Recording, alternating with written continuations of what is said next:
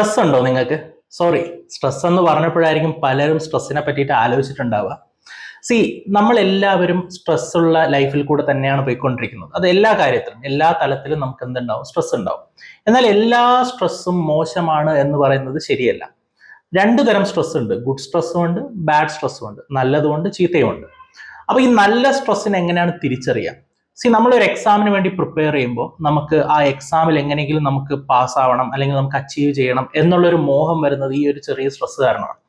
അപ്പോൾ ആ ഒരു സ്ട്രെസ് നല്ല സ്ട്രെസ്സാണ്. അതിനെ മാനേജ് ചെയ്യാൻ പഠിക്കുക എന്നുള്ളതാണ് ഏറ്റവും ഇമ്പോർട്ടൻ്റ് ആയിട്ടുള്ള കാര്യം.